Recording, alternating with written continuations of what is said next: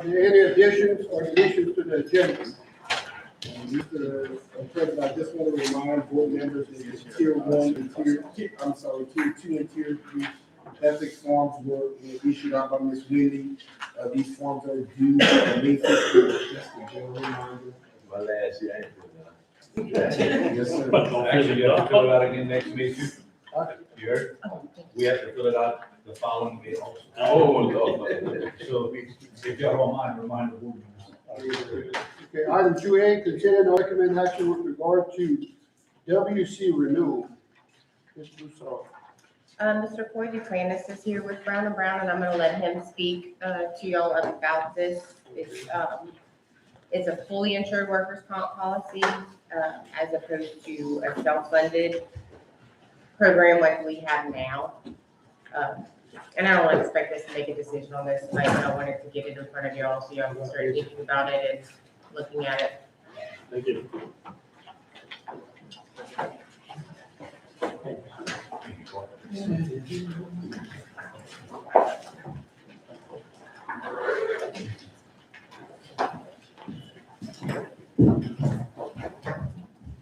So as always, thank y'all for letting me come speak to y'all again. A few of y'all we met beforehand to kind of talk through kind of what it's like going from a self-insured plan versus a guaranteed cost option, which is what LWCC would be bringing forward. They actually have some representatives from LWCC with me to answer any specific questions about what does that transition look like and just the history behind LWCC and how they got started. If you look at that first table, I just kind of go year by year. You have your workers' compensation premium, which the 121, 101, that's all y'all taking the first 700,000 of every claim as a deductible. And the claims and other expenses, that was pulled from financial provided by Casey to show you a real-time number, what y'all are actually paying for workers' comp once it's all totaled out with claims, settlements, additional fees, contract costs for the TPA, that's all included in that claims and other expenses. And 25, 26, the 981 figure, that's annualized. I had a year-to-date number, and I just annualized it for 12 months. And then the $1,086,000, which is that 26, 27 option one, that was just an average of the last 5 years of that number. So that being said, option 2 with LWCC, the 1.4 million in premium would be a route y'all would choose.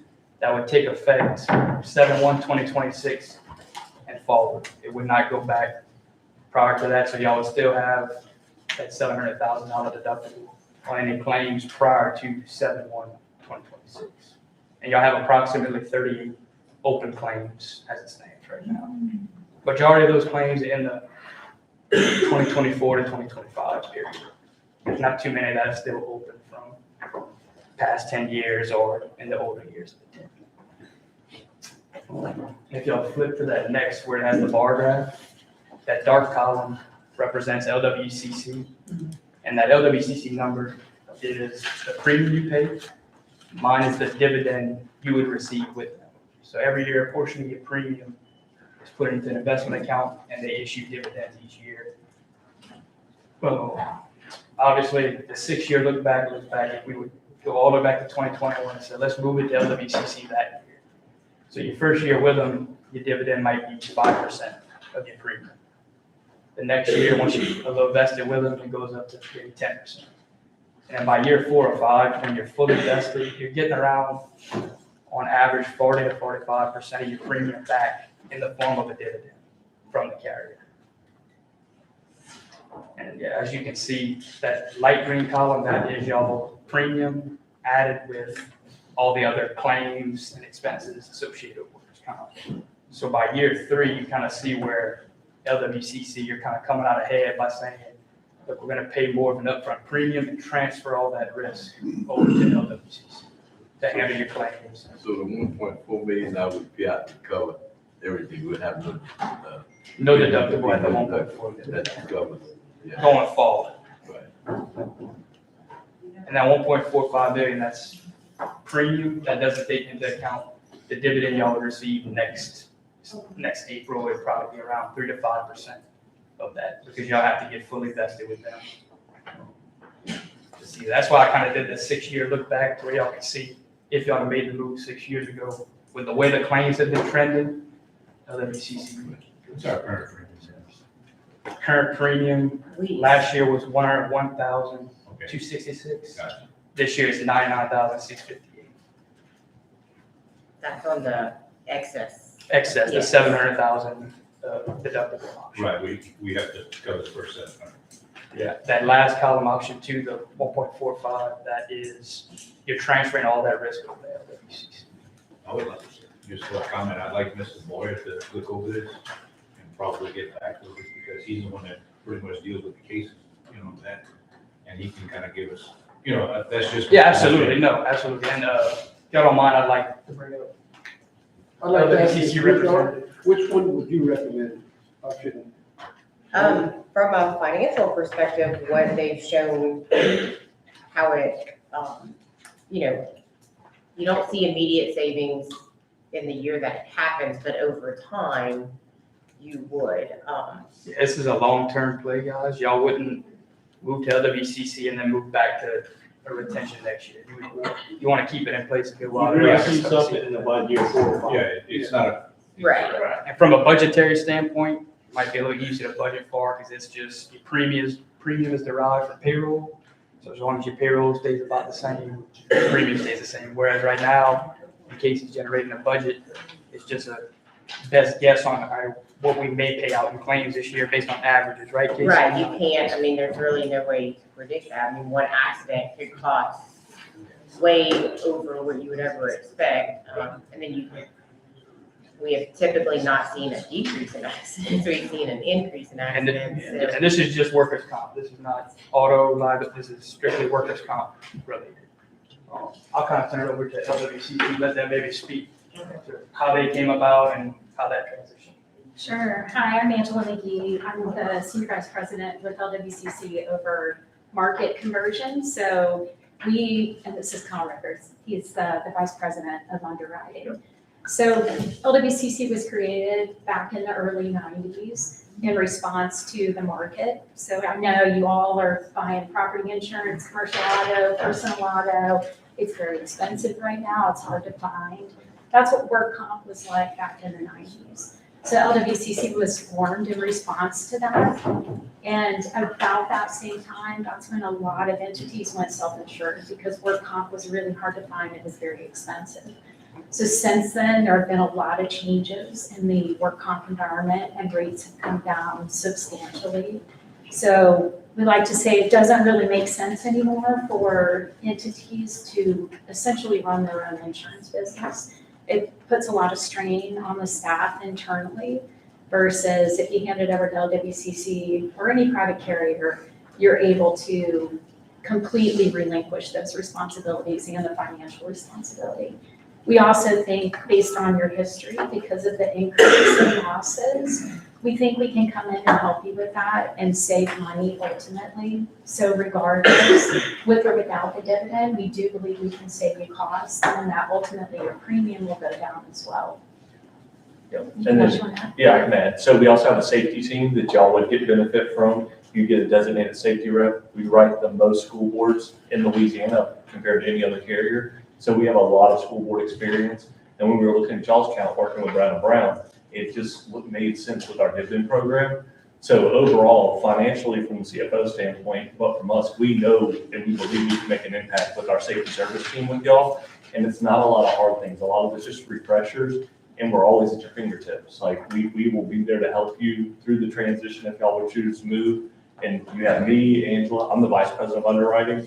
Like you have your top people here and we value our relationship with Brown & Brown and they trusted us. So I would say you have us, you would have a dedicated claims person to make it easy on the school board side. Like they're one point of contact. If they need anything, that person will be there for them. And again, at their fingertips, they'll have their cell phone number. And we're truly here to help and partner with y'all. And we believe in school boards, like they're the future of our state. So it's where my kids go to school, public school. So it's important to us that what can we do to make a difference? And I don't know if y'all seen our tagline, Louisiana Loyal. We talk a lot about that. And it's a public entity. It's a school board that's only in Louisiana. So we truly believe we can make a difference from that standpoint. One of the unique benefits that Coy touched on is our dividend program. So we're a private, mutual, not-for-profit company, which means that any profit that we make on our investments or on our underwriting, the servicing of our accounts, we pass on to all of our policyholders. We're a mutual company, meaning we're owned by the policyholders. And less than 2 weeks ago, we just declared a $90 million dividend back to our policyholders. So on average, like Chloe was saying, they got about 40 to 45% of the premium if they had been here the entire 5 years and were fully vested. So that safety team would be part of the package, right? Yep, it comes in, it will handle the claims, the safety, everything. Then they can go to school or whatever. Yeah. And tell you what's wrong, what to fix. That's exactly what they do. They'll go out and visit every school and make recommendations. But I can attest for back in the late 70s up to the 90s where there was tremendous amount of lawsuits. That's the reason why school board went to being self-insured on workers' comps and insurance. Because there was tremendous amount of claims, but a lot of school boards were affected. It was the all field that was affected, and it was a big burden that was put onto a lot of school boards. So, at this time, I see why we should go back and legislature change some of the laws as far as and working comps claim and what have you. So, I wouldn't have a problem going back to not being self-insured anymore. And just another, I guess, added, if y'all would move to LWCC, if y'all would choose those older claims, even the ones outside of 10 years, LWCC would have the capacity to start adjusting for you. They would still, I'm sure it would be set up the same way it is with LOCA, but they would be all adjusters on those claims and trying to get those done. And they could probably speak a little bit. Yeah, that would be included in the price of your premium here. So as long as you're with LWCC, we could handle those claims for you. So you'd still be responsible for the payment on those claims because they were incurred under the self-insured program. But we would do the actual adjusting and handling and make every effort to close those out on your behalf. So no third-party administrative contract and additional fees that y'all would have. Yeah, I can tell you about TPA third party. They're looking not to pay out of their pocket. So quite naturally, you're going to pay most of the majority of the claims. Okay, thank you all for your presentation. Thank you. And you go ahead and get an attorney to look at it and make everything good. Vote on it. Thank you. Item 2B, consider and/or recommend action with regard to contract with Lafayette General Health Systems for athletic training. Yes, this is the contract we sign each year with Lafayette General. It was sent to Mr. Boyer, who reviewed it. Our changes were sent to them. I do have Mr. Boudreau and Mr. Roy here, if you have any questions of them. I put a memo in your packet outlining the changes to the contract, just so you're aware. This is what I have, in my opinion, is we have put a freeze on all raises and everything until we heard back from Lean Club. There would be an increase in pay, right, Casey, from our standpoint. Yes. So I think, and I'm gonna go back to my original statement, however many years y'all been with us, John. I feel that y'all have a captive audience, meaning all the people that we have in our school system, our athletes, are going to Oshkosh, for the most part, probably 90% of that. And I think we should get, for us paying a premium, or not a premium, or some type of cost, I think Lafayette Jones, I still call them Lafayette Oshkosh, should pick up the majority of the price because they get everybody, whether it's a total knee replacement, just going to the walk-in clinic, whatever. They're making money on St. Mark Parish School Board. So that's my opinion, that they should cover a lot more than what they covered. But again, it's a little raised, so I think we should hold off. And I'm not gonna fight it this year because it's somebody else that I'm gonna just make my opinion, say it and just go with it because again, y'all wanna increase the trainers to the playoff stipend, which we didn't have that before. That's a little bump. We're gonna cover the 20%.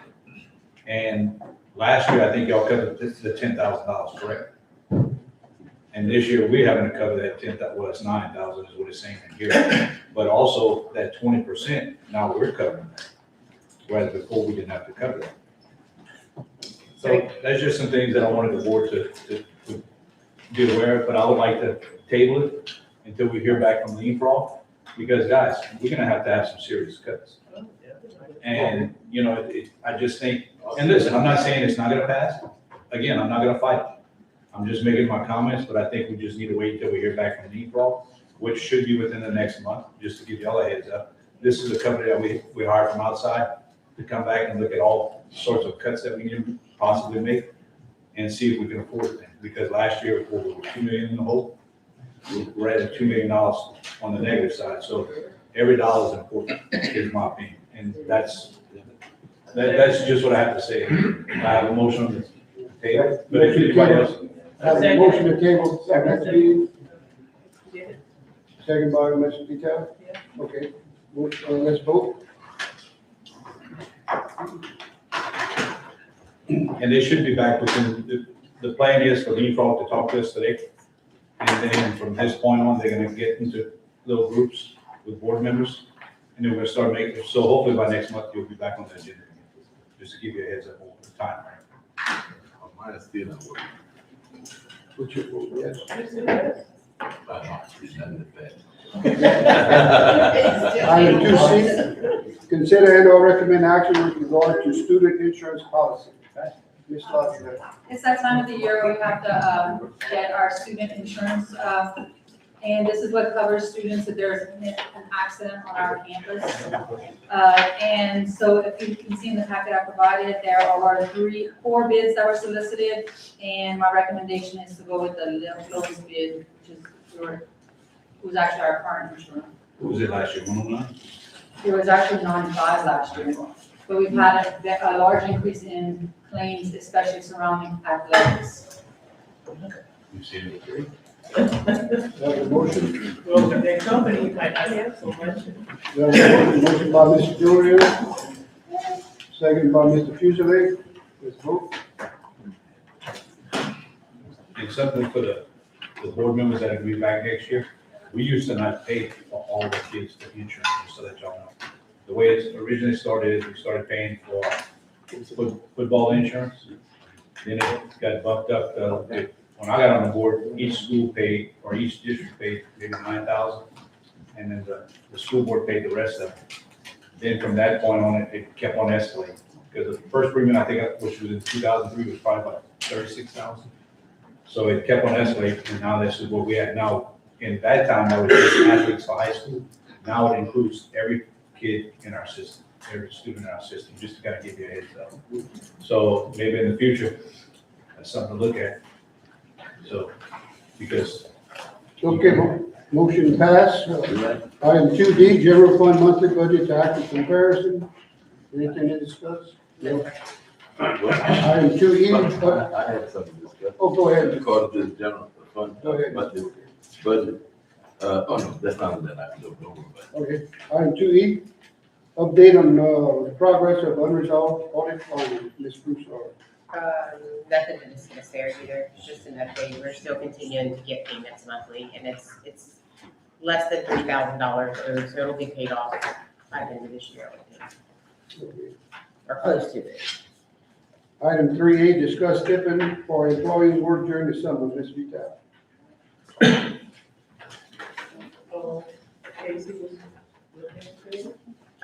Yes, Ms. Wanda called me about an extra stipend for employees that work during the summer. I talked to Mr. Boye before the meeting because I wasn't sure if we could give it to just a select few, and he said he needed to look into it. We are ahead on collections, so I was already planning to come back in June to increase our supplement like I do every year if we have extra collections above what we projected to be, and we're probably on average about 8% higher than what our original projections were. But if it's something you are interested in, Mr. Boye, looking into, we can look into. Yeah. Is that MFP? And what employees? No, nothing for it. I mean, that's. The sales tax? No, you can't do that. Not just a select group of employees. It's kind of hard. You gotta look at the way the sales tax is written.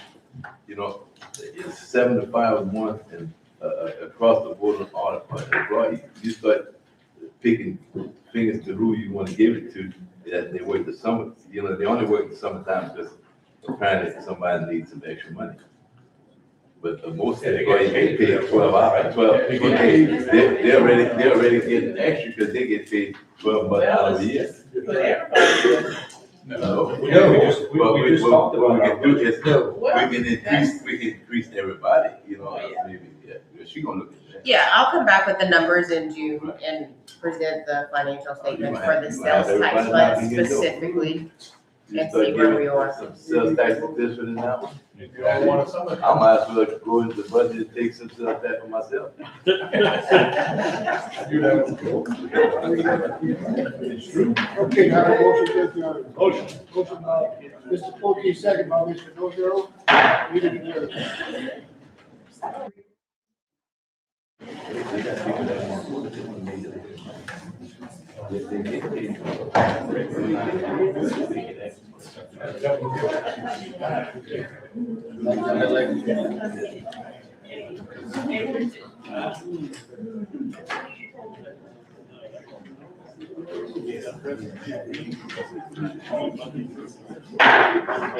Meeting is now come to order for meeting. Last prayer and pledge allegiance by Superintendent. Dear Lord, we come before you seeking your guidance as we navigate important issues today. May our words be thoughtful, our actions just, and our focus remain on the well-being of our students and staff. Amen. Amen. Father, Son, Holy Spirit, amen. Pledge Allegiance to the flag of the United States of America and to the republic for which it stands, one nation, under God, indivisible, with liberty and justice for all.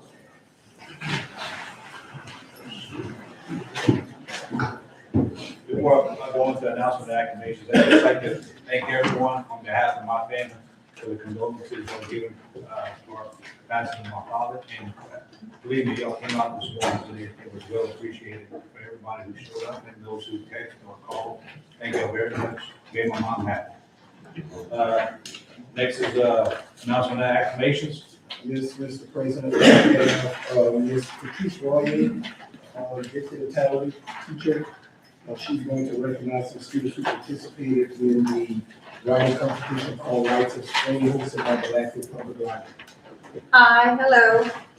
There was a regional writing contest in Lafayette and Tesh Elementary placed. So I would like to acknowledge some of my students and Ms. Ali Angel student, Lilith Boulanger, placed second for her poem Enchanting Night.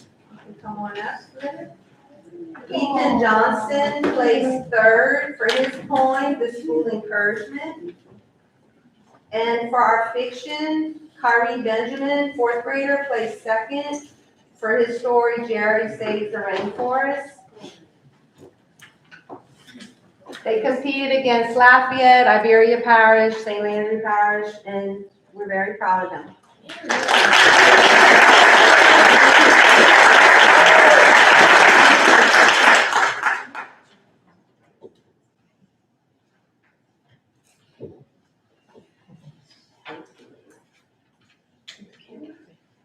Good job, guys. Good job.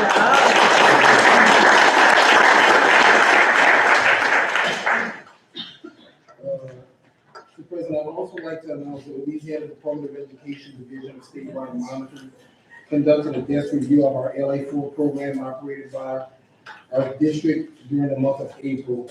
The purpose of the review is to ensure that all activities were in compliance with the LA4 child eligibility and attendance requirements, and the results of the monitoring revealed that there were no findings that need resolution. So it was a clean bill of health. So kudos to this, Angel.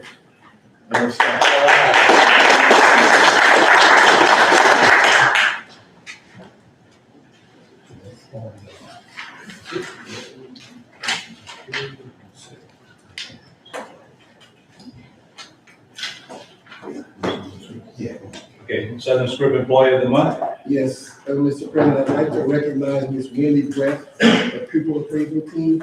She was nominated by the entire pupil appraisal team.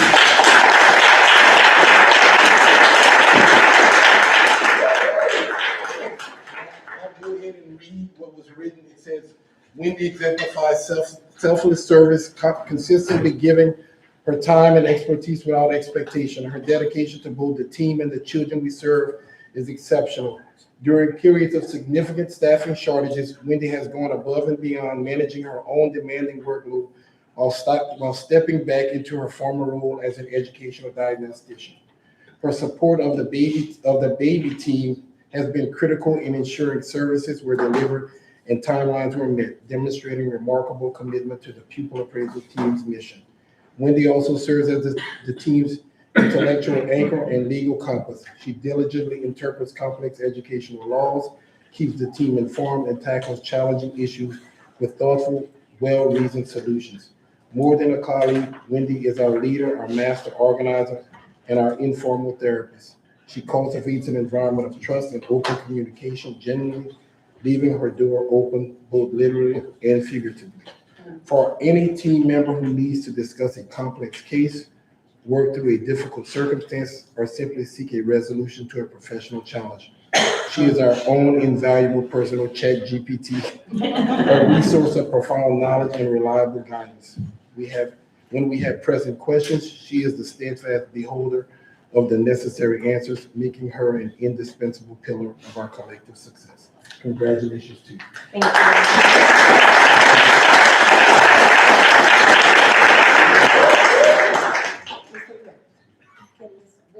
Yes. Come on, man. Ms. Jordan? The team, but I would like to say one thing.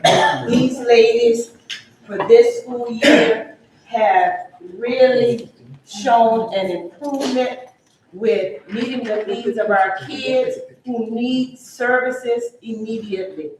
And Ms. Wendy has stepped in, which is one of our future leaders. But Ms. Wendy has stepped in and made sure that pupil appraisal staff is organized and we stay focused to what the true meaning of why we're here, and that is our kids. So I commend pupil appraisal, but I commend you, Ms. Wendy, and thank you for keeping this department together. Thank you.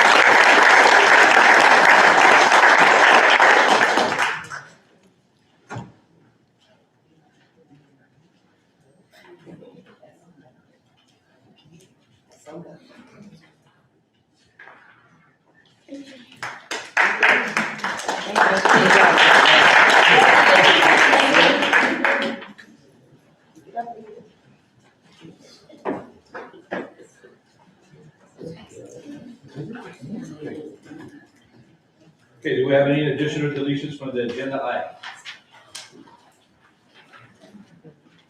Do we have anybody that wants to remove any items from the consent agenda? I would just like to make one comment on the consent agenda as pertaining to the school board meetings. I've communicated with Ms. Wendy, she would now have it for July 1st, but we do know that the 4th is around there, and some people might be going out of town. We just, if there's an abundance of board members that might be out of town on 1st, just let Ms. Wendy know, and we can come back and readjust that to the 8th. Wait, this is for, This is for this July. this new, The meeting is July 1st. yeah, but this new, meeting date starts in July 1? Yes. Okay, so I was thinking it started in January. No, it starts, with, is it July the first month? July 1st, July okay. 1st. It's I'm good. July to July. So July meeting is July 1st. Correct, that's what we have right now. If there's a lot of, and we understand it's vacation time a lot, and people go out, so if y'all know you're out, just contact Ms. Wendy, and if we don't have a forum, we will be there.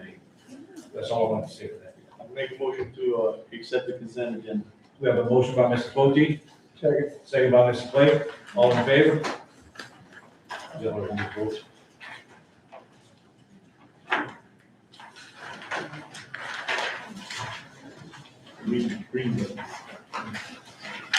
Motion passed.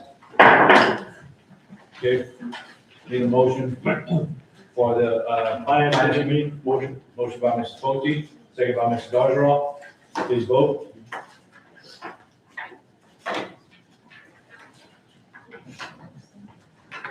Motion passed. Okay, new business. Hey, lean fraud update. Mr. Wilson's gonna, I think it's gonna be a Zoom call. Yes. And This is just for him to give a presentation. I don't think we're gonna have any communication back and forth with him because we're gonna meet at some individual groups at further meetings. So if you have any questions, just write them out for future references.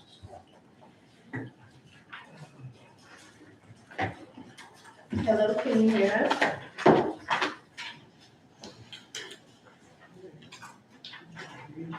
Mr. Hedrick?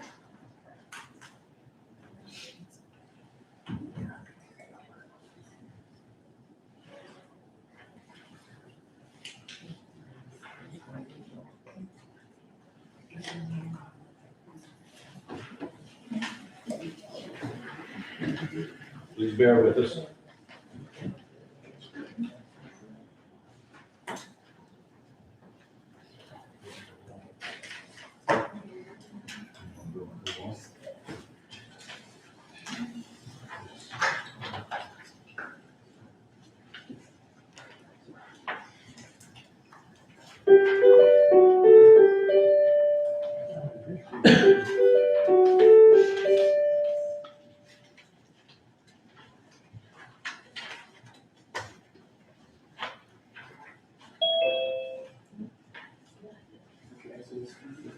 Mr. Hedrick, can you hear us?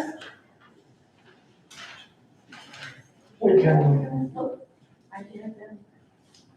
we can barely hear you. Can you hear us? Yeah, we can hear you. We can hear you. Okay, give me just one second. I'm gonna put on my headset. Maybe that'll work better.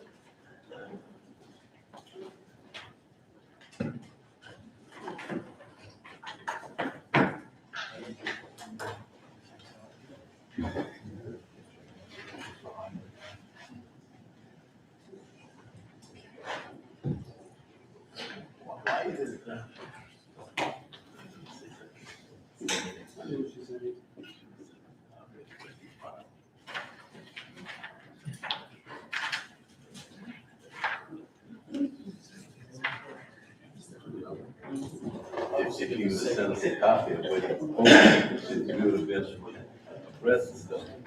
Hearing that stuff that he said, she said, I like to see it in writing. I like to see if he would have present that and put the stuff in writing, I would have understood what he said.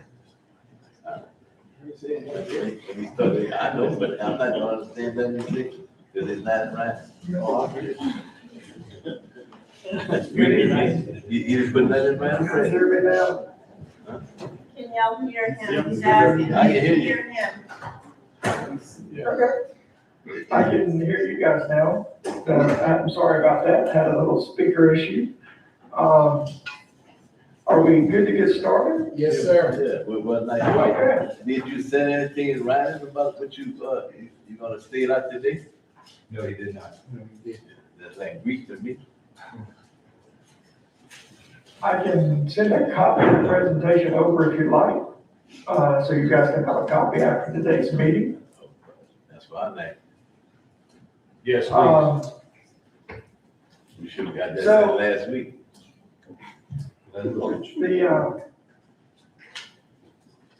The meeting today is basically a walkthrough of what we're seeing and the findings in the assessment, and what opportunities we have, developed, and then we're gonna talk about the go-forward plan. With me tonight, I have, Mr. Teresa Weber, who helped, on this assessment, and then also, Camille Herron, who kind of, supports my team. As I go through, I will pause from time to time and ask if you guys have questions. It's a short presentation, but there is a whole, bunch of information here. And, the full report is about 100 pages long. And that is before I finalize all our recommendations. Once I finalize our recommendations, I'll want to present those back to you as a board, and also, provide that full report to the leadership team, which will probably end up being somewhere around 120 pages or so. Again, tonight is just a summary to kind of walk the board through what we're seeing and what we see are opportunities that we intend to be providing recommendations on to the district.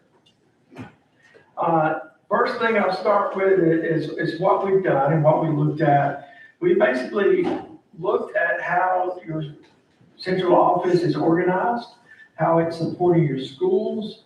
We wanted to understand who supervises what are the roles and responsibilities. We wanted to make sure we could understand how work is done, how communication occurs, how work is tracked, how you guys are using technology to assist with that work. Basically, we wanted to understand what the structure was there supporting your students in schools. We gathered information by making some detailed data requests and working with the district over months to be able to get that data so we could have a good understanding of what's occurring in the district and what has been occurring over the last several years. We also conducted interviews with the leadership teams and the departments. And then we took that data, we did comparisons on how you guys are performing in relationship to similar systems in Louisiana, both size-based and the top performing. We also pulled available records from like state audit reports and those things to get the full financial picture. And from all those sources, those interviews, those process walkthroughs, that's all the information we gathered, which was quite significant. The work started back in October through the holidays and some of the requirements for the district. We really did not get to start moving out on this until the first part of this year. And then as we got into it, it required a lot of work on our part to get the data we needed to be able to get a really deep understanding of the district. We've worked to get that, and we have clarified at this point. We've shared our findings with the leadership team, and tonight we want to be able to share those with you. The next step after today's meeting or tonight's meeting would be for us to work with the leaders to develop very detailed and specific recommendations on how to address the opportunities that we found, and then to come back and present those to you as a board. The one thing that the review tells us, the big picture, the story that's in the data, that's very, very clear, and is kind of at the root cause of some of the pain the district is experiencing, is that really the district does not have a clear system for how big decisions are made when it comes to people and money and how work gets done inside the system. We'll talk more about why I say that in a second, but that's the gap. We don't have a good method for making sure those decisions are aligned across the entire district to drive the outcomes that we want in the system. And without that, what's happening is decisions are being made one at a time, and the results are that we really aren't driving the student outcomes that we want. The fiscal controls aren't there that we want. And then when it comes to the day-to-day operations, we have some gaps. And to support what I'm saying, we really can look at a few things. The first, we'll discuss in a little more detail, is you really have lower outcomes with the same spending level of other school systems your size. And I'll share some of that data with you in just a minute. Also, when we look across how decisions are getting made across time, what we find is there's really 5 compounding conditions that are occurring. And those conditions, I say compounding because every condition makes it harder to make good decisions. And that really is making it harder to address the issues inside the district. And we're already starting to see beyond just student outcomes and the fiscal paying. When we start looking across the district, we're starting to see different operational risks that are becoming visible, all the way down to the school level and the variability and follow through with what's happening at your schools. So when we talk about this lack of a big decision set, that's not necessarily saying a lack of, it's really the system as a whole. It's how the board functions with the administration. It's how the administration functions with the principals. We need a systematic approach and set of goals to drive to. When it comes to lower outcomes versus spending, it's really easy to say that, well, our district has a high free and reduced rate. We have some high concerns with poverty. That is true. But when we look at how you compare, there are several other districts of similar size with similar levels of free and reduced students, similar poverty rates, and their results are different than you guys. So poverty alone, it makes it hard, but it is not the driving factor behind your results. And what those results show is that when it comes down to, and again, we just look at really 4 ways of looking at this. When we look at how you guys are doing on the state report card, how we look at your graduation rate, how we look at your ACT composite scores, we look at those outcomes, student outcomes, and then we want to see, well, how much money is that costing us to drive those outcomes? What's the results and how much are we spending? And so what we're seeing is when we compare you against districts of similar size and the high performing ones, you guys are the lowest on those 3 major indicators, yet your spending is not low. It's actually at or above similar sized districts. So it's not that you're not spending money, it's that we're not really driving the student outcomes that we need to be driving based on how we're spending that money. Now, when it comes to spending money, the district is under financial pressure and it's getting worse over time. Right now, you're spending more money than you're taking in. In other words, your expenses are exceeding revenues, and that's been the case for the last 3 years. You're running somewhere around $2.5 to $3 million shortfall. In other words, you're spending $2.5 to $3 million more than the revenue you're bringing in is. That's about $1.02 for every dollar you bring in. If you think about it, for every dollar that you get from the state and the federal government, you spend about $1.02. You're not far off, but you're off enough that we need to make adjustments.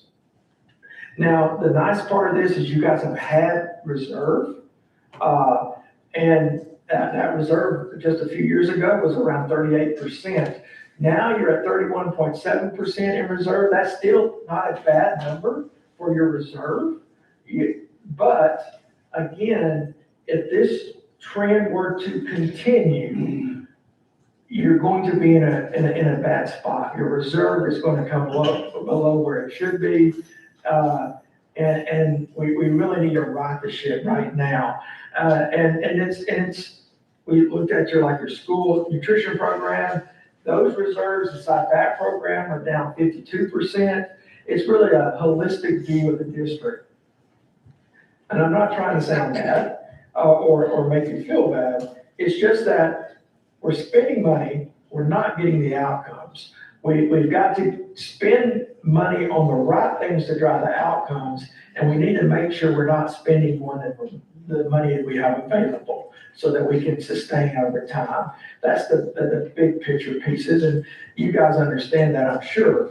There were 3 areas inside the district where we saw that basically your costs were higher than other peers, and where there's some opportunity to address, and we'll talk about that in a minute. That was in nutrition services, it was in custodial services, it was in transportation. Now, I'm not saying go cut staff tomorrow. I'm hoping you're not taking that from this, But these are areas where we need to drive some improvements going forward. You will see some hard recommendations around those areas and some others before we're finished with the assessment. But it's going to be hard to address these things if we don't have a standard for decision making. So that's why earlier when I spoke, I didn't lead with, hey, here's all the things we can fix. And by the way, these 3 areas aren't the only thing on the list. I've got 6 more major things, and I've got another list of 8 or 9 that we need to work on. But what this is, the key is we're not going to be able to fix any of those things if we don't get to the root cause. And that root cause was what I led back here when I said not having this system for making these big decisions. We've got to get to that system for doing that. Then we can drive some of these improvements. Now, we don't have we have reserve right now. We have some time, but this is not something we can set on. And the problem we're seeing right now inside the district is kind of, this is how decisions are kind of been happening, or what's leading to some of this mismatch in decision making. The first thing is that the strategic plan that you guys have is primarily academic in nature. Now, it's appropriate that that plan focuses on academics. That's good. You gotta have, that's the core of why you're there. But there's gaps when it comes to your operational departments, having clear goals, having owners and timelines, and understanding how they should be held accountable and monitored. That whole side, that whole operational side is not in your strategic plans. Now, typically when we do organization reviews, the first thing we look at is your strategic plan, because that's what, as a district, you're trying to achieve. And then we want to see how you set up your structure and your resources to support that plan. The problem is, right now in St. Martin, I can only do that on the academic side. There aren't any operational pieces in that plan. That right there foundationally begins to be one of the weak spots when it comes to making decisions. If the district hasn't decided on a vision and where it needs to go in those departments, you're not going to be uniform. So that's the first thing, and that is the foundation piece that's making everything else harder. The next thing that happens is that we don't really have a consistent way of doing things. 9 out of 10 departments, when we went through them, did not have written policy or written procedures. You have good people trying to do the right thing. And the problem with that is it makes it harder for people to coordinate, and it makes it harder to hold each other accountable for what their output should be. So you don't have an operational tie to your strategic plan. You don't have good written procedures and understanding of how things connect. It's all tied to people. Those 2 things right there, again, it's compounding. It's getting harder to make good decisions. Then it comes to that when someone has leave historically, particularly from the central office, you've let that work go. You haven't rehired them, and I understand why. You're trying to save money. But the problem is, without those written procedures, without the strategy to direct and hold people accountable, when you let someone go and not replace that position, all that pressure goes on to someone else who has an unclear understanding of what to do. That's happened, we documented 9 times over the last 3 years. That makes it harder. So now you have people wearing multiple hats without documented procedures, without understanding necessarily what their main goal is and how they work and function together and are held accountable. Now they've been added more responsibility, more work. It's getting harder. Again, these things compound. The next piece are some of the roles are not clearly designed. The duties have kind of accumulated through those vacancies. And also because of other changes inside the district, those changes weren't ever really documented or fully understood. And so it's getting unclear sometimes who has ownership of what. So that leads to the last piece, which is we don't have any really shared process for position decisions. So what are you gonna do? You don't know if you should add someone when someone leaves or replace them because of these 5 things being tied together the way they are. And I apologize if I'm sounding too direct. I'm not, you do have good people and you have them working hard, but these things, 1 times A times B times C times D times E is what's leading to those poor outcomes and the fiscal challenges that the district has. Each of these makes the other worse. And if you try to solve just one of these, you're not gonna see an end result fast enough. We have to fix all of this at one, have a plan to fix these together so that we can drive those outcomes for students and the fiscal sustainability that we need in the district.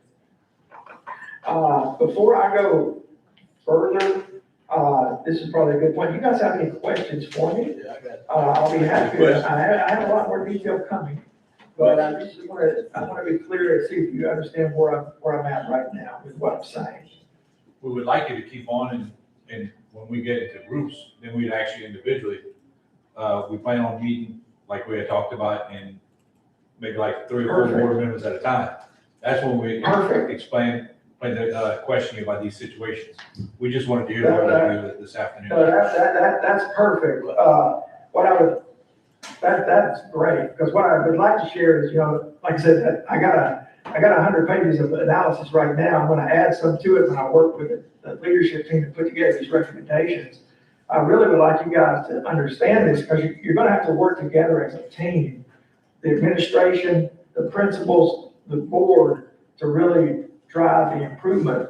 But the nice thing is it's there. You've got a foundation right now, you've got a reserve, you've got a little time, you can make this happen. And I'm sorry if I'm sounding negative tonight, that is not my intent. You're not sounding I negative. just want you to understand what I'm seeing as the situation that you're in.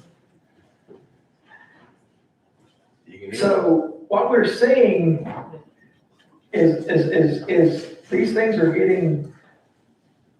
going to get even harder if they're not addressed. It's not that you have some risk coming in the future.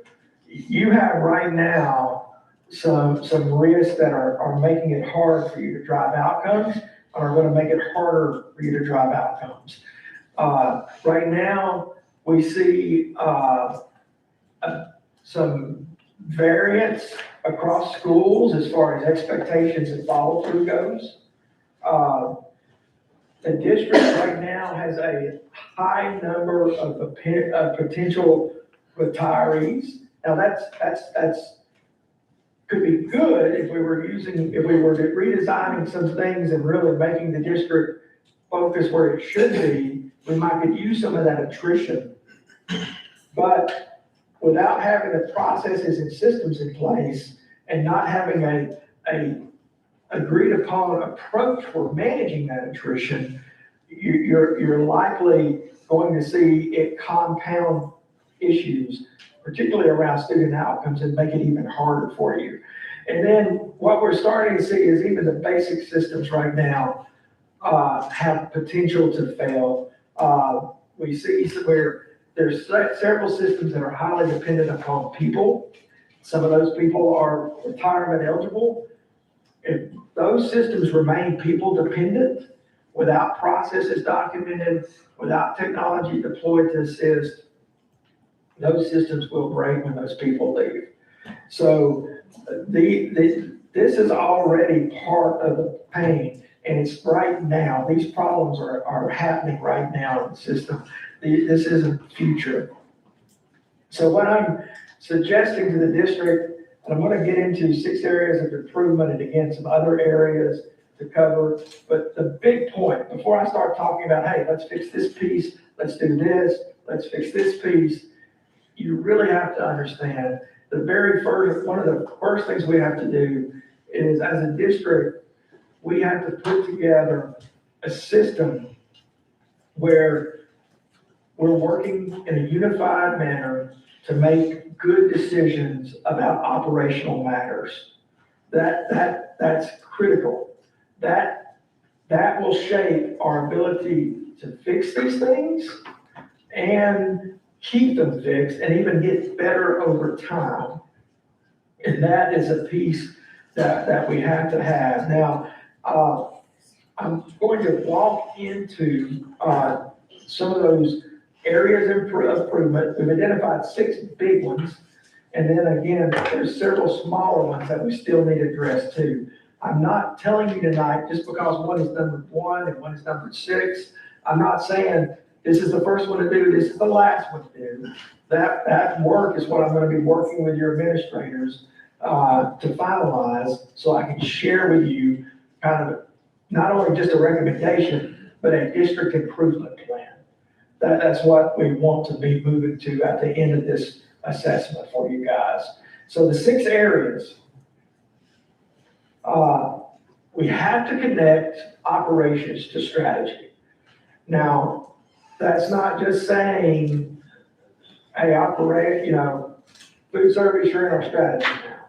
We need to understand what their performance needs to be and how it should tie operationally, fiscally, back to the main strategy for the district. So everyone can understand how we're driving those student outcomes.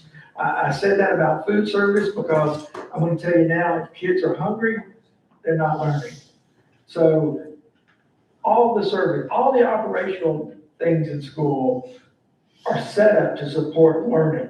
We have to put those into your strategic plan, and we have to do it where it's connected to help give us guidance on how to move forward. Another one is we have to create a clear process for position decisions. The board and the administration team and principals, we all have to be on the same page with how we're going to make decisions regarding positions. And the reason this is critical is the number of retirees you have coming up. We are going to need clear understanding of when we should replace a position, when the position should be not folded in. It may be that, hey, we don't need this position because we need to be using a position over here to drive something more important to us. We need to convert that position. Sometimes we need to redesign the work and dispense the position.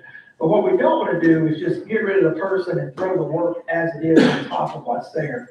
You've already done that. You've done that as far as you can without having a negative impact. So that's something we have to do, is we have to reach a kind of a framework for how we're going to manage attrition and how we're going to make decisions regarding positions.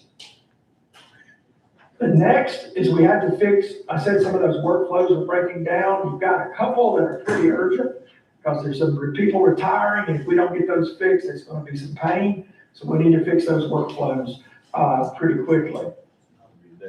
We also need, was there a question? I'm sorry. Yes, I want to ask a question. You're saying that when someone retires, okay, look like you're saying that some people have positions where they, like if a person retired, that person takes their position, or they might have five jobs they have to do. And, No, go ahead, I want to clarify, but yes, go ahead, man. yes. If one person retired, you're saying that they give that next person that person's job. That person working on it. Yeah, and that person might be holding 2 positions, 2 jobs, and then when somebody retired, they give them that position. That's what you're trying to say? And are they getting paid for, No, ma'am, let me, I'm sorry, I didn't mean to confuse you. That's kind of what you guys have done. Really, those 9 positions, those people left, that work just went on to somebody else. What I'm are they saying, getting paid for that? what I'm saying is the work has to be redesigned. Not redistributed. And you have to know when the work can be redesigned versus when it can't. Right now, you've cut some positions and had those positions absorbed, and it's making it harder for your district. I got the answer for that question. You may have saved some money only to spend more. My grandfather used to tell me, oh, don't save $1 to spend 5. Your function as a district is to maximize student outcomes. It looks easy sometimes, and I'm not trying to put words into your mouth or claim I understand everything the district's been through, but I have seen in other districts where the first place we want to cut is central office, because we fully believe those positions, and I'll be honest, the public believes it too often, those positions are not as valuable as the school positions. Look. I've seen districts that have reduced their teacher-student ratio to extreme low numbers, and their outcomes stayed poor. Because at the same time, they reduced, they added more teachers and they cut that student ratio down. They cut all their coaching and all their teacher support positions in the central office. So those teachers had no one to assist, no one to help them, other than their single principal, or in some cases, maybe an AP. Yeah. So they try to save money by cutting it from one area and actually investing it in another area, but they crippled their outcomes because they did not support those teachers. They just added teaching staff without the support. Now, what I'm saying is we have to balance all that. We have to understand, hey, if we do this here, what's the long-term effect in the district, all the way from money to student outcomes? And we have to have a clear understanding of how to examine those roles to be able to make those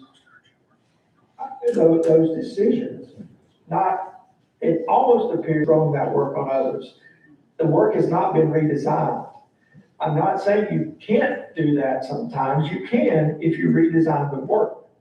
And redesigning the work means improving technology, breaking it into pieces, making it where it's not just one person.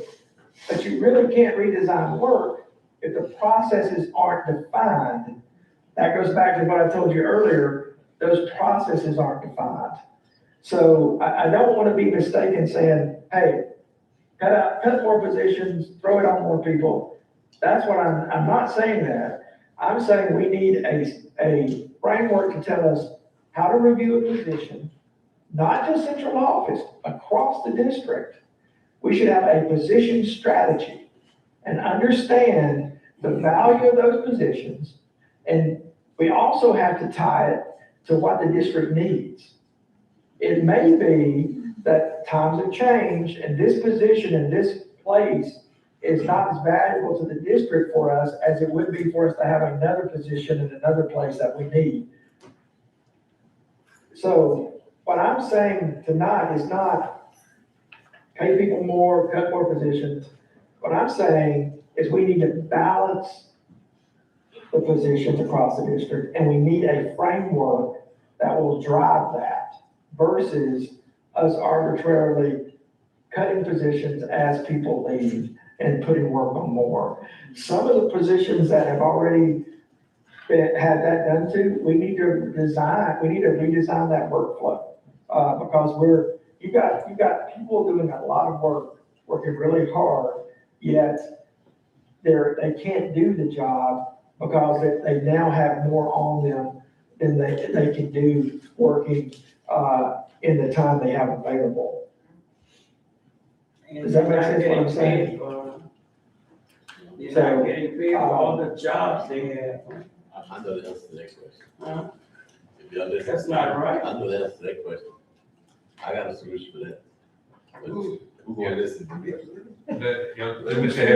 Ms. Hedrick, go ahead. Okay, go, I'm sorry, I can barely hear. Well, it's just, we're just talking to each other. Please continue. If you're asking me a question or not.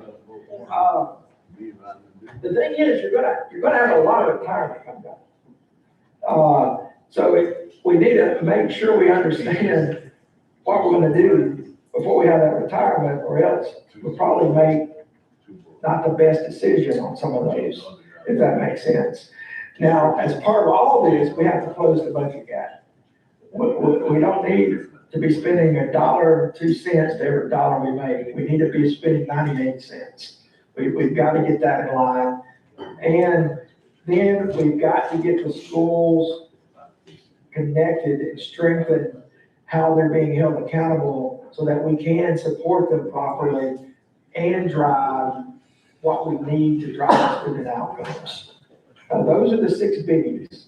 Now, those are the ones that I'm going to be working with the team on outlining that here. This means exactly what we're going to be doing, how we can do it. Is there any cost associated with it? What's the benefit for doing it? And what's the timeline for doing it? That's what we want to drive next on these 6 issues. But that's not all the issues. We've got another set of issues that are a little less down and we might get hit even faster in some cases. And those are these. So these aren't main, but there are areas where we want to make some recommendations about to drive some improvement. The district-wide data and reporting, how that's being done. That we've got to make sure we have good data to make these decisions. One of the issues in the length of this assessment was how hard was it to get the data. You can't make good operational decisions if you don't have good data. So we've got to fix that piece. You've got a free meals program transition about to happen with CEP. You've got to make sure that's being handled properly. How your student welfare is being coordinated across the departments, attendance, discipline, and CWA. All that needs to be coordinated and improved. So we have really good methods of not allowing a student to slip through the cracks, that we can help early. The way the district is managing vehicles. Who owns a vehicle? Who should? Who shouldn't? Where is this just an expense that the district shouldn't have? There's opportunities for us to put in place a policy around that to drive the outcomes we need. Federal program scope. Right now, your federal programs is absorbing a lot of work, given the compliance demands and the work that's been put there. We've got to look at how we can optimize that area. Your maintenance request tracking, we need to improve that some. And then your bus driver pay policies, we need to look at those as well. Now, the tendency on some of these things is these are things that could be quickly addressed, and they may not seem as abstract as some of these others. But these others really are the ones that are going to make a difference over time. When I say close the budget gap, that's addressing some of those other areas we talked about earlier where we saw some expenditures out of whack. This has to be, we can't just jump to the things that are easiest for us to fix and ignore some of these other longer, harder ones.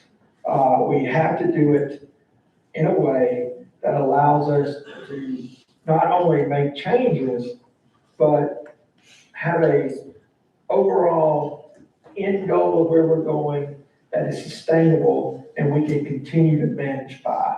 That's kind of the intent of the recommendations, or these 6 recommendations would help us do. These recommendations are more fast and things we can do to address. Does that make sense, the difference between those 2 levels of recommendations there? So Ms. Hendrick, is this basically the final wrap up on it? This is not, when I say wrap up, well, when you say. For today I'm talking about. Can you explain what you're meaning by that? For your presentation, for your presentation. Yeah, oh, for the knives. Yes. But the next thing I've got to do is I'm gonna be working with the leaders to develop those recommendation improvement plans across those things I've just shown you. I want to be able to present those recommendations of that improvement plan, and I really would like the board to understand it. And the way I would like to do that, I'm happy to present a summary like tonight, but I really would think it would be better for me to present in some small group meetings. So you guys can ask questions and can really understand the data, get into that 120 pages versus just a summary. But that's a commitment for the board to give me some time, outside of the normal meeting hours, where I can sit down and really walk you through. That's your choice. But I would like to do that. My plan right now is I'm going to be working with the district leaders to develop these recommendations. Once those are developed, I will have a final report. I can share a summary with you, or I can do that deep dive, so you guys understand it. And then after that, I'll hand it off as a final assessment to the district. Does that make sense, what I'm saying? No, Yeah, well, it don't make too much sense to me. First of all, when you start talking about the leadership team, you throw me off. The leadership team, to me, should be, 2 supervisors, 2 teachers, a support personnel, and at least 1 or 2 board members. Then we can fully understand and get some of these points across.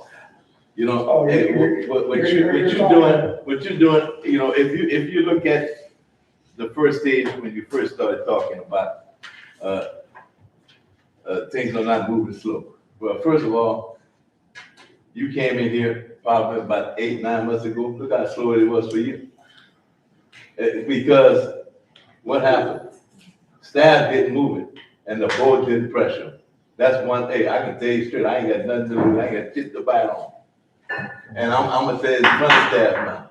You should have moved faster if you knew information. You would have been done that. You said a true word, but point the fingers. Point the fingers to who it is. That's the way I am. I'll make sure I point my finger. okay, Mr. Poche. And then not only that, You made your point. go ahead. Okay, Mr. Henry, this is where we're gonna let you coordinate with Mr. Wilks on how to, implement these group meetings with different board members in each area. And that way we can vent our frustrations or our positives with you at that time. And then we can move forward with staff also. So Mr. Wilks will be, you and him communicate each other, get some groups together, and we'll have those meetings. Okay, so what you would rather do, before I develop the recommendations, review everything down with you guys, and then do the recommendations and come back. Am I hearing you correctly? No, you can do the recommendation. You can still move forward with that. Okay. And in the meantime, we're gonna set up meetings. Yes. Okay. Oh, no, still do the recommendation. That's what we, as the main system that we had set up for. Okay. So that concludes your presentation. And again, I'll send a PDF copy to. You should have sent a copy first so we could understand what you're saying. That stuff been out 2, 3 weeks ago. I should have been received that copy. Let the board, the people who's in charge, read it first before you get to staff. That's the problem. You go to the Indians, come to the chief. Thank you, Mr. Henry. We appreciate you. Okay, you have a good one. You as well. Hey, Rich. But I'm just telling the truth. Hey, he 2 weeks ago, that was out. Okay, presentation by Star Service, which was brought by Ms. Vita and Mr. Poche.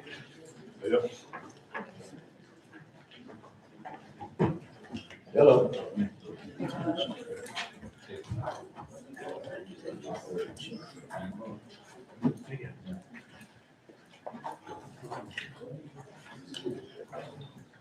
You guys have been here before, right? Yes, sir. Okay. About 10 years ago. I thought you guys have been here twice, but it's almost. Yeah, that's We've why. been a couple times. Yeah, okay. We met several times. We actually evaluated some of the schools and came back, and then we couldn't get, we kind of got a stopping point, and we just kind of said, let's table this for now. The floor is yours. So the presentation, I'm not going to read off of this. I want you to have this. A lot of you guys know about us, and we've been working with y'all and visiting with y'all over the years. But since our company is Star Service, we're HVAC mechanical contractor. Our niche is fixed cost preventive maintenance contracts. So we are the #1 service provider for public schools in South Louisiana. You can see on page 2, kind of gives a list of all the districts we're in. We're in over 250 public schools. 110 of those are in Acadiana. So we do all the St. Anthony Parish schools. We do all of Lafayette Parish schools. And we do all of the Vermilion Parish schools.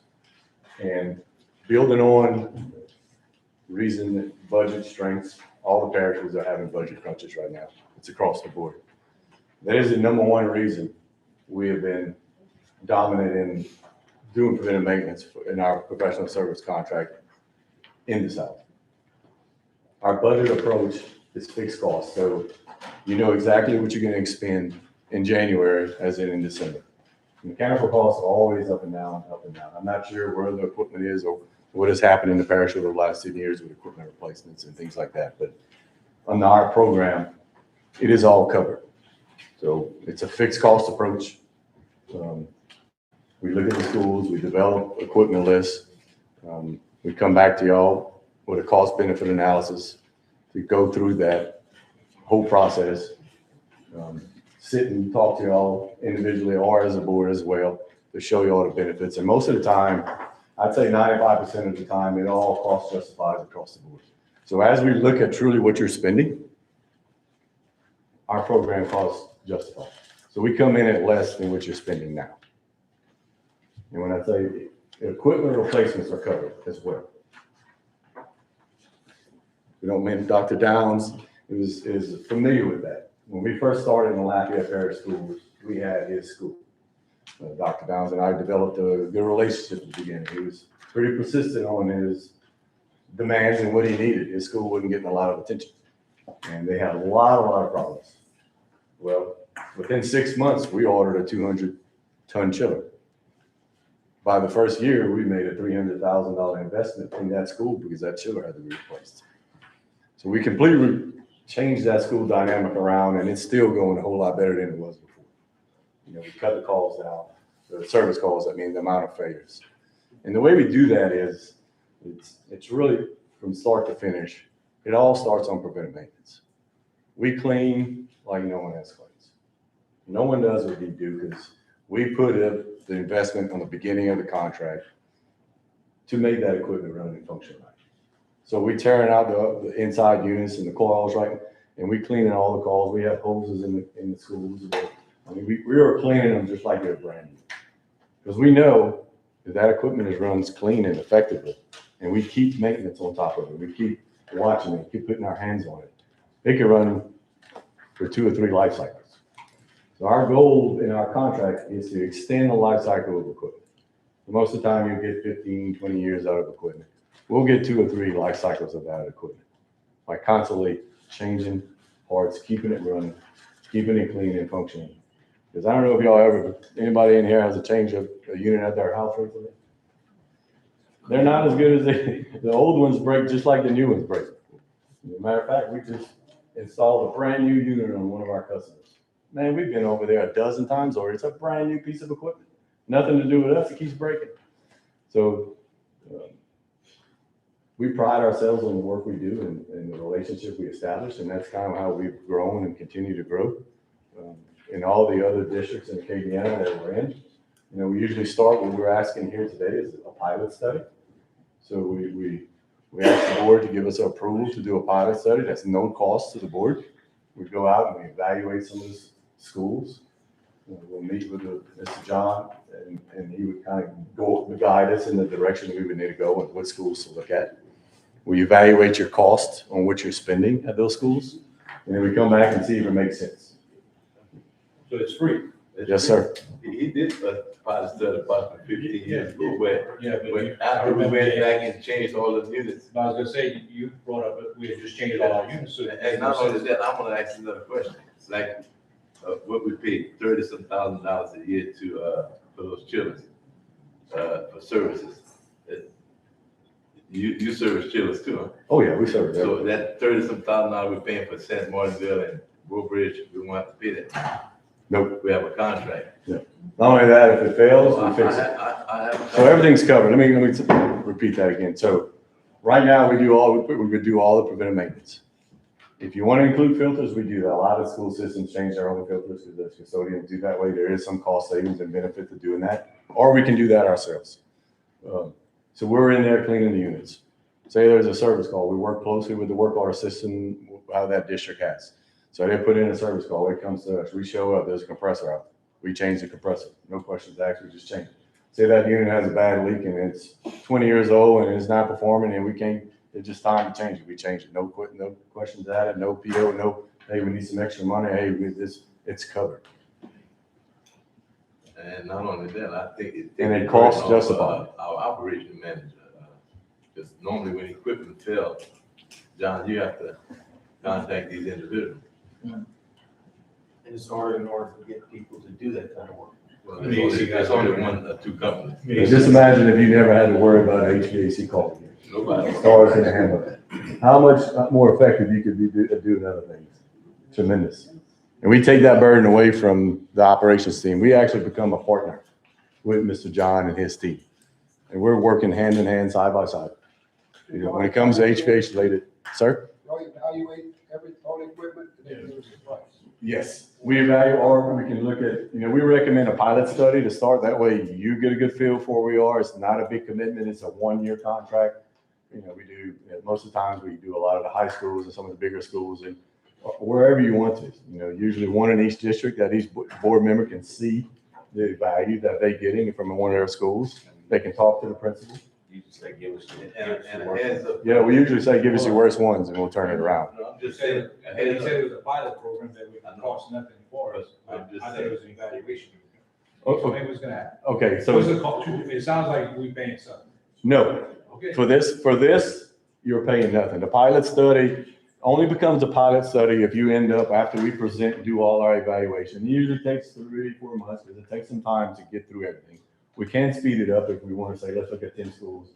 Y'all report back on 10 schools. I can take a couple months. We can be back in here. But we do our due diligence. We look at everything. We make evaluations. We have to meet with the CFO and get your costs on those schools and what you're spending. Then we come back and present that cost benefit analysis. So you'll know then what you're spending versus what we're asking. For the whole, And look, parish. Whatever the amount of schools, it's all based off of schools and tonnage. The reason why you want to do a contract, the next 1 or 2 years, I did contract. I'm not doing no more contract because of that new gas they have that's flammable. I'm not taking any liability. Now, you have to watch. Pretty soon, he might not know that I was looking at that on the brochure. Oh, yeah, I You're know. gonna have to have, you're gonna have to have a certified individual with that license to fool with that HB, whatever. I forget the number, they got so many free on, but it's AL2. and right now, we put in our schools. And let me not say that no more, because we get in trouble. I'm gonna stop right there. Make a motion that we go with the. He knows what I'm talking about. Do you look at the utility bills too? So we say We- there. We can, and usually it's, we always usually see a 10-15% in energy reduction. Mr. Willis has a reduction. Because when the equipment is clean, it runs less and performs better. So Sir? your pilot study, so for example, we have 15 school tours, 16, 17 with our JSEP and CCRC. So you're gonna take one school per area and kind of do a pilot study on those, or are you doing the study with every school that we have? Initially, we will look at however many schools y'all want us to look at, okay? So we evaluate whatever you want us to evaluate. That's the 3-month process you were talking about. Correct. That's why it Yes, takes sir. some time. Say we do them all, look at them all and see where we stand. We can do that as well. It's gonna cost us. 'Cause we don't have So no everything money is that- spent until we come back and give you the evaluation and the board decides, all right, I want to give you all those schools, or You get these number of schools, let's take the worst 10 and do those for now. I mean, y'all completely make a decision. Nothing is ever built. We have a motion by Mr. Pucci to accept, second by Mr. Clay. Please vote.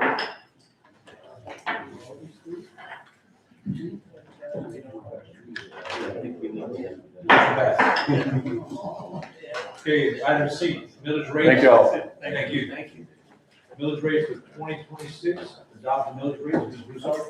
This is just a formal process of adopting our millage rates. We're just keeping them as we have in the past. Okay. We have a motion on the floor by do we have a motion? Motion by Mr. Clay, second by Mr. Pucci, to accept the millage rates. Please vote.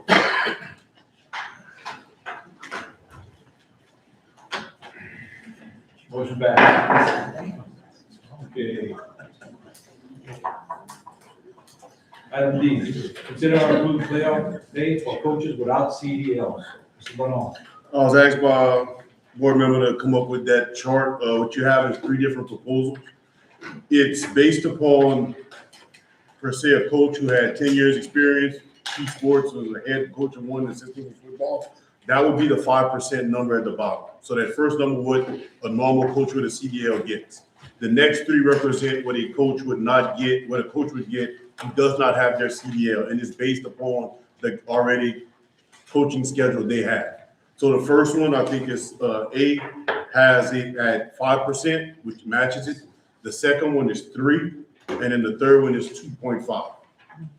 Okay, I just want to give, I had phone calls after this because those who have the CDLs were complaining. So from now on, I'm gonna just send it to you and Mr. Will, because enough's enough, because I figured if we open up Pandora's box with it, I would prefer it to stay like it is. You know, I don't know if any other board members have any other way to go, but I'm like this here. I wouldn't pay them no extra. If they got a CDL they drive, then I pay them extra. If you got a CDL and you ain't driving, then you get the 7-mile fee. we have a motion by Mr. Poggi to keep the pay as is, the policy as is. Do we have a second?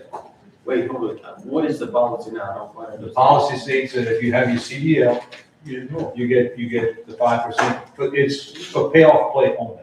Right. That's all we're addressing right here, is if a team makes the playoffs, then they get the extra 5% for coaching. If they drop. If they drop, if they have the CDL, if they don't get the CDL, then they don't get the extra pay for the playoffs. So They are not you're trying to necessarily say those driving. are going with CDL. Don't confuse the two. And what's happening, I'll tell you what some of the coaches tell me, "Well, I just soon give up my CDL." I said, no, we don't want that. I work hard to get. Yeah, Yes. CDL is part of his job. It's part of the reward, is basically what it is. So, we have a motion by Mr. Poggi, second by Mr. Dodgeron. Please vote. Keep it as is. As is. Trust me, if they get their CDL, you saw it, you would have made a lot. If you'd have had that when you were there, you'd be sitting pretty. Oh, exactly. Motion passed. Okay, next item. Consider approved, consider approved listing the athletic director as a major sport. And what this means is that right now, the athletic director position isn't classified as a coaching position, a sport. Do we have a description of those duties? We should, right? There We have a should be, description of the duties. it's only at high schools. Is only the high schools. What is the description? Is What is only, their responsibility? who's gonna apply? Do we have, okay, Cecilia won't apply to because It he's would be Brew Bridge and St. Martinville, their coaches, their coaches. or 2 athletic directors. And basically, instead of coaching right now, they're required to coach 2 sports I understand and a all straight, that, but I just still let the other board members. but I'm talking about the workload. I want to know what they're doing to consider that being a sport, you know? And look, if I y'all think want, it's something to do with the rosters. It's the eligibility paperwork for the LHSAA. and you had. And what else? That's a majority of it, is that eligibility paperwork for all your sports. Lewis, you I mean, I want to can- say something I can about that? tell you what my athletic director does. I mean, he deals with, before anything comes to me from coaches or from parents, aggravated parents, or coaches or whatever, he deals with that. He deals with eligibility. He deals with, when they have to do the drug tests, for the kids. I mean, there's a lot that goes into it. I mean, It's rosters for every sport Right. as well, it's a lot. Yes. Eligibility rosters. And for the eligibility roster, if you've never done that, there's about 10 different documents per student that has to be checked by the LSHA to make sure the academic valuable. They have to get physicals, they have to get, like I said, it's all kinds of paperwork that goes with it. Transcript, yeah, Being principals, do you feel that they're doing a lot extra work? definitely, Come from y'all. yes. Y'all see what's going on. Do you feel, Louis, probably a little bit more than Nicole, no offense, but, and this is what I was told, it's not the world like Coach Wagon lived in and, Coach Sevilla, it's a different world. That's why the paperwork goes. And correct me if I'm wrong, we possibly get fined if we don't do things right. Right, you do get fined. fined. You get fined and you get. You can lose games, you can forfeit games. Forfeit games, you can be kicked out of playoffs. Players can be ruled ineligible. Yeah. But it doesn't affect the pay, all it's doing is just classified. They're able to dedicate more time to that athletic director position instead of coaching whatever other sport that they're in. Third sport. Yeah, the third sport. So, I just wanted to know what the oh, description. and that's a good, great What question. exactly they were doing. And it educates the other board members that way. Because you were familiar with it, whereas some of us aren't. So do we have a Does that motion? come with a higher pay or something? No. They're not coaching another sport. No. Yeah. Motion by Mr. Posey, second by Mr. Clay. Please vote.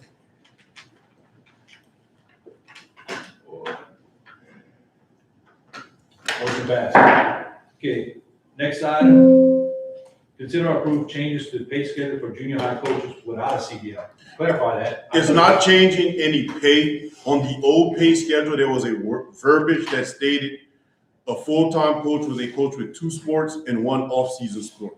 As Mr. Dario can tell you, junior high has no off-season sports.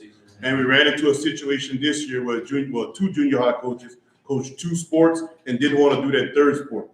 And they said, because they did the summer, but you get paid for the summer. Right. So all it's doing is changing the words from 2 sports and an off-season sport to coaching 3 sports. So, and the pay stays the The same. pay is not getting touched, it's just to change that verbiage. I got you now, because they was trying to manipulate the system with the summer. Motion by Mr. Durio, second by Mr. Dodger, please vote. Thank you, Mr. Bonhomme, I know there's a lot of headaches in that. Okay, next, board members' requests. A, discussion of superintendent's evaluation, Ms. Vital. Oh, I thought we were supposed to do it in January, so we could do it now. Actually, it's crazy, you and I were thinking alike, that's a first. I had called up Mr. Boyer, and I asked him, I wanted to make sure it was the board member, the board president's responsibility to do the evaluation. And all it is an evaluation, we're supposed to do it once a year from the superintendent. And now's as good as time as any, and it's in your packet. Who do you want them to return it to? Do you return it to you or do you return it to? Us. No, it goes to the board president. Okay, it'll come back in. And then an official document needs to be placed in his personnel file. Okay. So Goes to the board president. So you can return it to me at the next meeting, and what I'll do is I'll give it to Mr. Wilson. It's my 30-some-odd years, I have never filled I out thought the we superintendent's sit down and we could evaluation. discuss I it. didn't include my name. Yeah, that's what we know, that's what I used to sit down and discuss it with. Individually, right? Yeah. Yeah, that's fine. And the mark is Yes, supposed to ma'am. be confidential. That's I gotta give it to you. Oh, I'm not gonna look at it. I have enough headaches on my. Okay. You can have a superintendent evaluation can be with the whole board. Now, if the individual board member choose to be separate, that's up to him. But that evaluation should be shared throughout the whole board. Your evaluation should be shared with me to see what the hell you telling. I have a superintendent that had an evaluation. I bet you ain't never had it again. Hang on. Why don't we just do this? Since you have the copies, you go ahead and do the evaluation at the next board meeting, when we go into executive session. Everybody can discuss their individual evaluation. I have no issue with that. No, I say if you have the evaluation you want to discuss with the superintendent, go do it yourself, but I'm not going to discuss nothing. Okay. That's my last year. All right. Item B, discussion of cashless system for sporting events, Ms. Vital. Okay, a lot of districts are doing this, where the schools don't handle any cash. So I was wanting Casey to look into it to see. Actually, last year, Food Nutrition moved on to a new system, for their cafeterias, and it actually comes with a online payment system. So we've already gone through the implementation because it's free to it. I mean, something that's included. We've already gone through implementation, setting up all the bank accounts. The next step is training to set up what types of fees. So I've already initiated that process, and I'm trying to get the ball rolling to pilot a few schools at the start of next school year. That's one thing that she mentioned something I want, like I've gone to other areas and you have to do the credit card on the phone. Right. And you might be paying $10 with a gate, but you also have a charge of $1.50. Yeah. But other than, just to kind of give y'all a heads up. Yeah, they charge The fee would be passed on to the person using them. They charge 4%. Yeah, but watch all the money is on things. So you'll come back with a report. They make a few extra dollars, they charge 5% extra.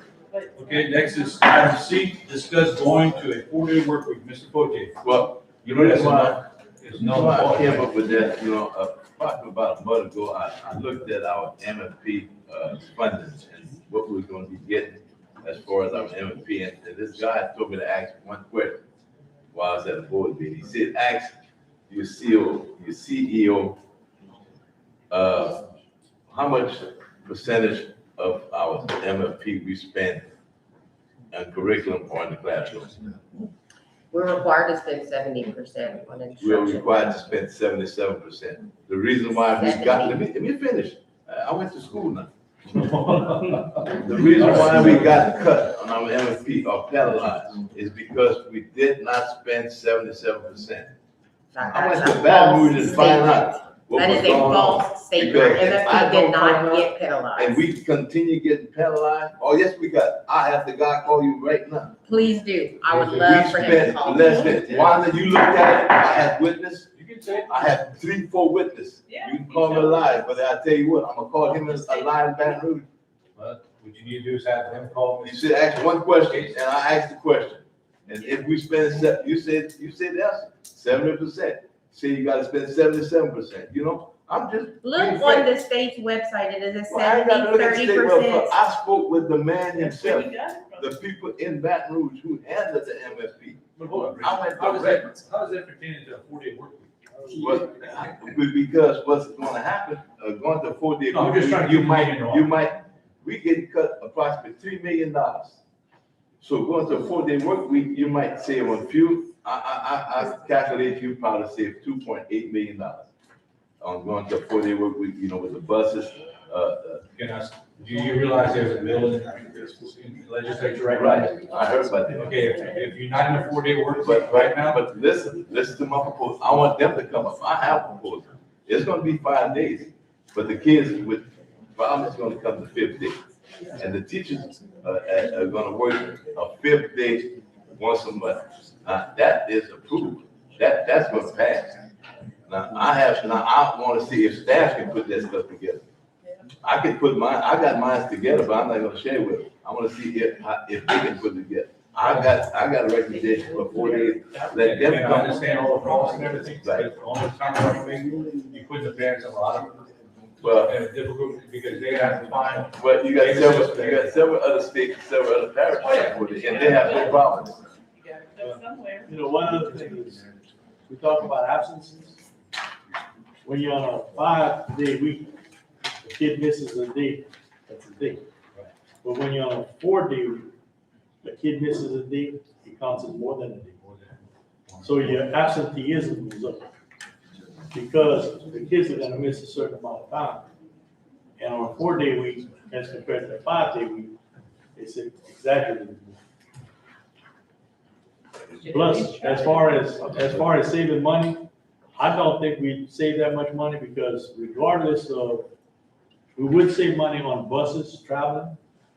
But as far as electricity, you got electricity running regardless. You're still gonna run the buses on that 5th day for those children that have to come in.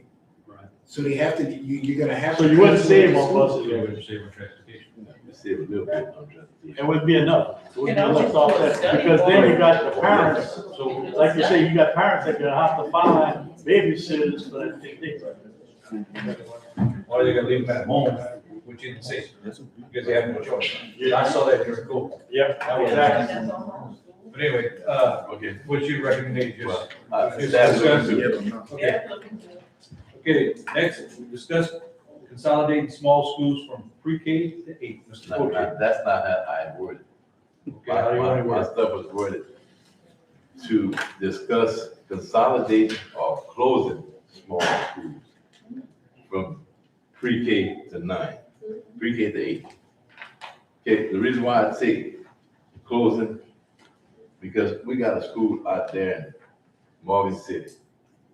We ain't gonna close the school, but I'd say give it to Morgan City. We spend an additional $1 million a year with maintenance, our staff, getting, driving back and forth. And we're having problems, getting teachers over there, and and right now we've sent our 9th, our 10th, 11th, and 12th grades to Morgan City. If I looked at it, we were reaping the benefits from sending them over there. We make approximately $1,500 on those kids a year. Send them to Morgan City. You realize Because we get the MFP. But if you give that up, don't we give up their sales tax? Yes. Okay, but hold We have on, to let me get to the pay sales them tax. local. Let me get to the sales tax. I've done the calculation. I went back for the last 20 years.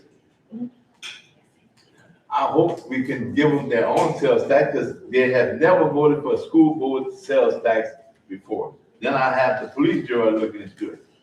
I wouldn't mind giving them that school because then if they pass their own tax, they ain't gonna pass it.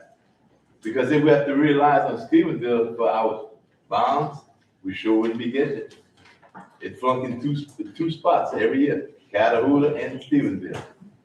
So we need to start looking at that. I would be and against focus on that totally. Because So- Stevensville been with us and supported us all the way. They did not support our last sales tax, they did not support the sales tax before, and I went 20 years behind, I can bring that up.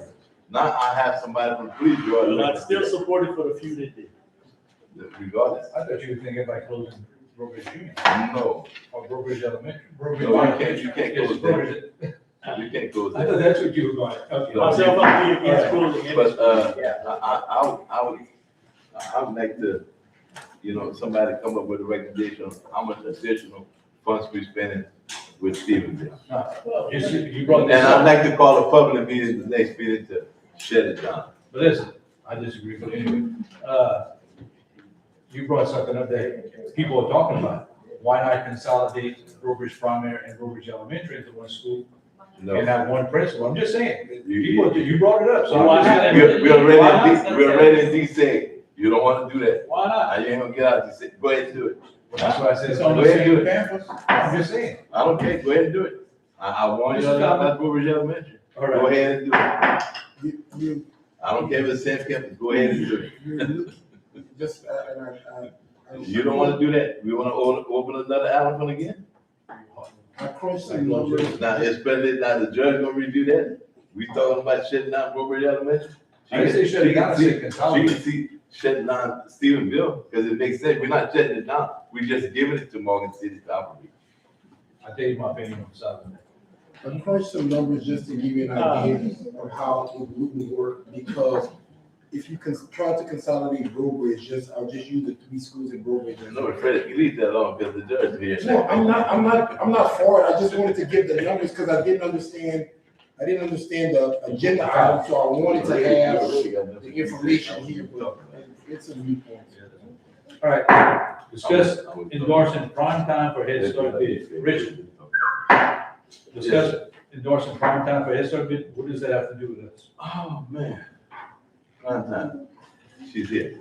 Well, we only want to enjoy, I'm trying to bring a Head Start. This year, we didn't have no Head Start in the Brobridge area and the city area. Probably because the building, I think they can come in, bring some buildings in and have our kids back in Head Start. I'm talking about, like from 0 to 3 years old. Yeah. And I just want to endorse them because it's coming up for a bid.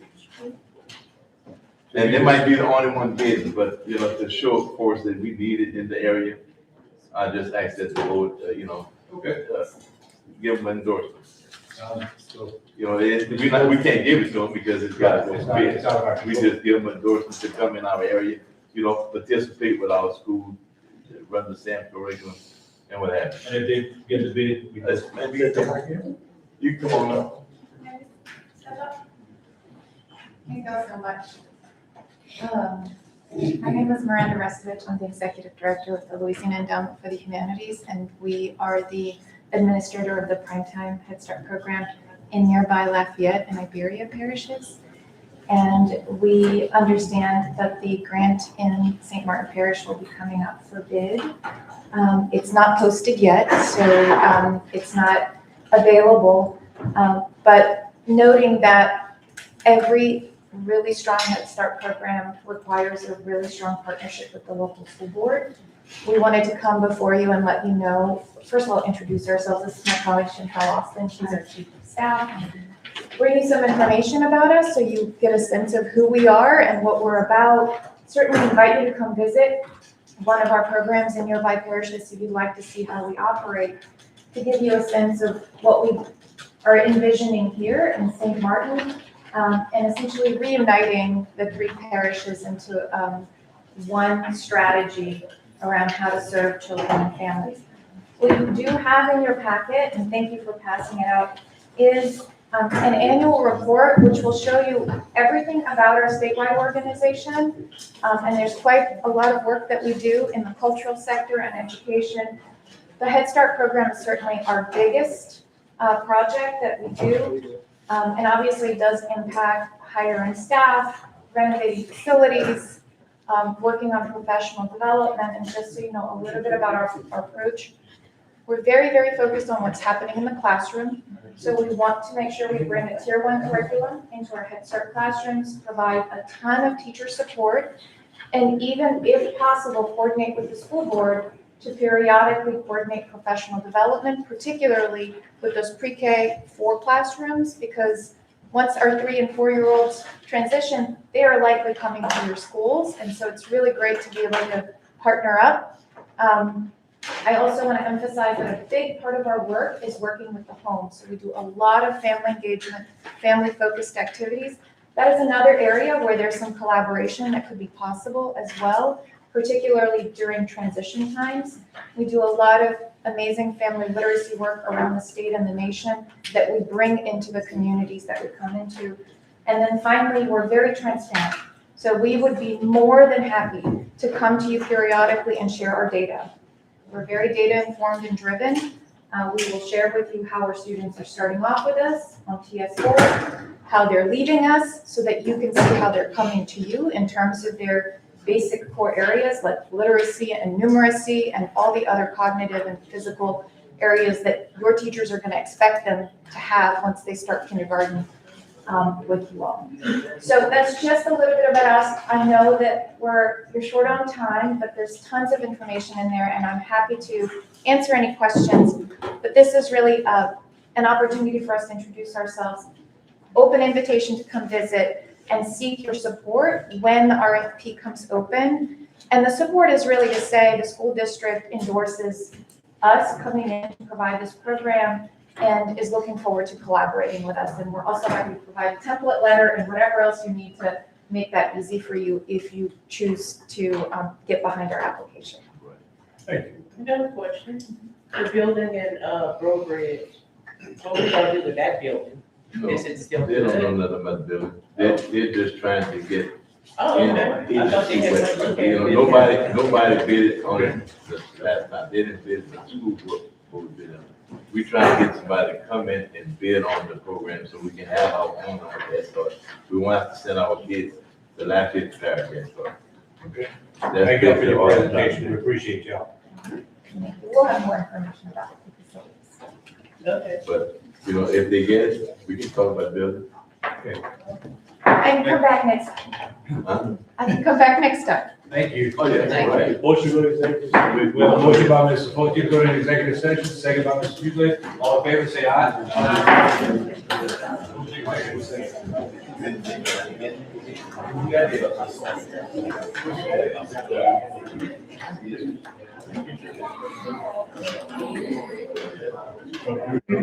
Aye.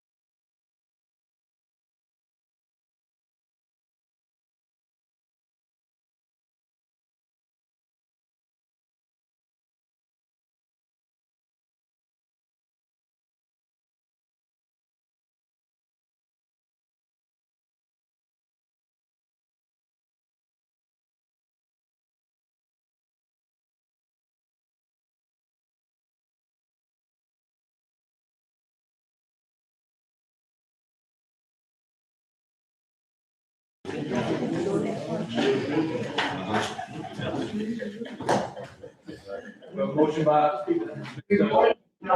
Wilkie, second by Mr. Clay, come out of executive session, all say aye. Out of executive session, okay.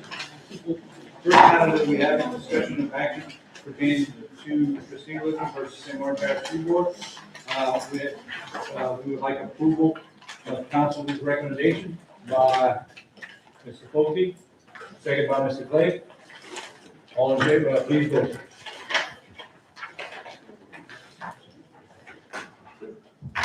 Motion passed. Next one is to follow staff's recommendation on Casey Romero versus San Martin Parish School Board. We have a motion by Mr. Clay, second by Mr. Dodgerow. Please vote.